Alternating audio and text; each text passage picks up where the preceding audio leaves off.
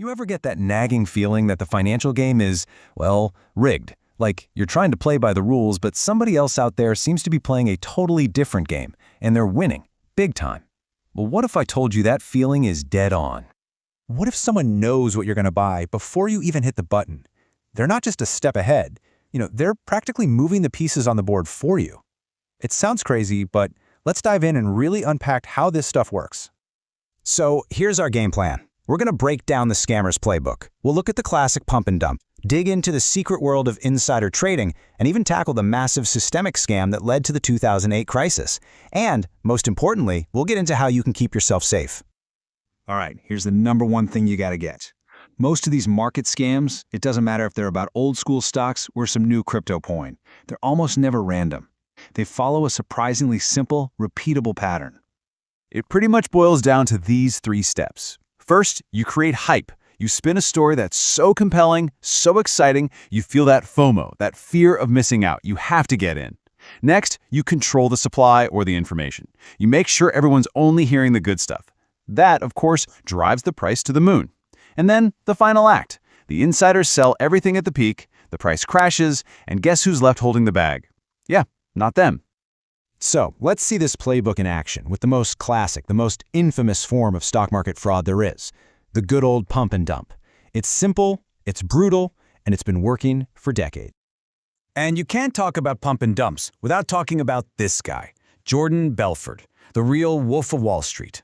Back in the 90s, he and his firm basically perfected this scheme, making millions and millions by scamming regular folks. So, how'd he do it? Well, first his firm used secret buyers, they called them rat holes, to quietly gobble up huge chunks of stock in tiny, unheard-of companies. That's the control phase. Then came the pump. His army of brokers would get on the phones and just relentlessly hype this stock as the next big thing. And as people rushed in to buy, the price would skyrocket. And finally, the dump. Belfort and his crew sold all their shares right at the top, making a fortune while the stock price collapsed to zero. And here's the thing. The playbook hasn't changed one bit. The tools have. Back in the 90s, it was penny stocks, boiler room calls, and slick brokers in suits. Today, it's meme coins, coordinated hype campaigns in Discord and Telegram groups, and viral influencers. Different wrapper, same scam. But, not all scams need a huge, noisy crowd. Some are built on whispers, on secrets. And that brings us to insider trading, where the whole game is about knowing something that the rest of us just don't. Let's go back to the 1980s. An investor named Ivan Boesky was making an absolute killing because he knew which companies were about to be bought out before anyone else did. Turns out he was getting secret tips from an investment banker about these upcoming mergers. So he'd just buy the stock cheap, wait for the public announcement, and bam, the price would jump and he'd walk away with millions. And that quote just nails why it's so wrong. Insider trading is illegal because it's completely unfair. It's literally like getting the answers to the final exam a week before the test. You're guaranteed to ace it while everyone else is just trying their best to play by the rules. Now this leads us into a really murky, modern gray area that makes a lot of people, let's just say, suspicious. Politician stock trading. See, the law doesn't actually ban them from trading. It just says they have to publicly disclose what they buy and sell. But the perception, right, the big question is, do they have an unfair advantage from all the private briefings and knowledge of new laws coming down the pike? And because proving that a specific trade was based on secret knowledge is incredibly difficult, this whole thing just stays a really hot-button issue. So far, we've looked at scams run by individuals or small groups. But what happens when the scam isn't just about a few people breaking the rules? What happens when the entire system is playing a rigged game? Well, that's the story of the 2008 financial crisis. It all began with something really simple, something we all know, a mortgage. A loan to buy a house. And for the longest time, a bank would give you that loan, hold on to it for 30 years, and just collect the interest. Safe and sound. But then the banks got greedy. They didn't want to wait 30 years, and they sure as heck didn't want the risk of people not paying. So they started selling these mortgages to Wall Street, and Wall Street cooked up something new. They took thousands of these mortgages, good ones, bad ones, all mixed together, and bundled them into a product called a CDO. Think of it like a financial smoothie. They argued that by mixing them all up, the risk of a few bad ones wouldn't matter.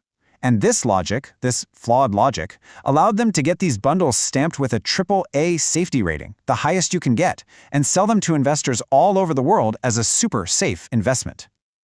But then it gets even crazier. Wall Street created another product, a credit default swap, or a CDS. On paper, it was sold as insurance on these CDOs, but really, it was just a side bet. You could literally bet that homeowners would fail to pay their mortgages. It was like taking out life insurance on your neighbor's house and then hoping it burns down so you can cash in. So let's trace this whole flawed pipeline, because the key is seeing how the risk was hidden at every single step. Okay, step 1. A homeowner gets a risky loan they probably can't afford. Step 2. The local bank doesn't care. It collects its fees and immediately sells the loan to Wall Street. Step 3. Wall Street bundles it into one of those supposedly safe CDOs and sells it to a global investor, maybe a pension fund somewhere.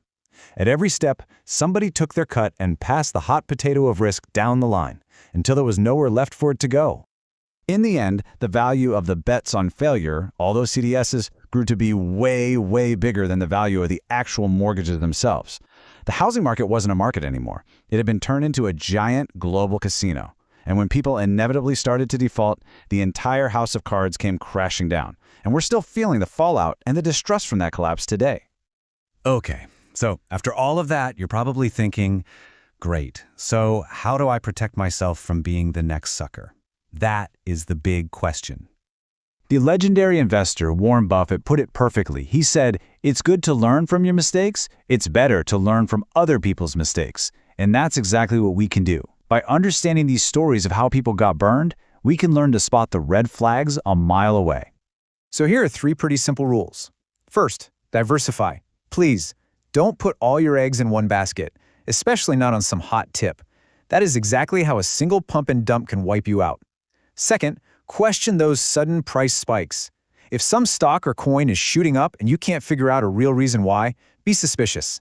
And third, and this is the oldest one in the book, beware of anything that sounds too good to be true. Seriously, if getting rich was that easy, they wouldn't need your money to do it. So, if you take one thing away from all of this, let it be this pattern. Hype, control, sell. It doesn't matter if it's a slick broker, a corporate insider with a secret, or an entire financial system built on bad loans. The game is the same. They create the hype, they control the story, and then they sell at the top. If you can just burn that pattern into your brain, you can spot the warning signs before it's too late. You know, from penny stocks to meme coins, the technology, the assets, they're always changing. But human psychology, the core playbook, that stays exactly the same. So the question we should all be asking ourselves now is, what's the next scam going to look like, and will we be able to recognize it when we see it?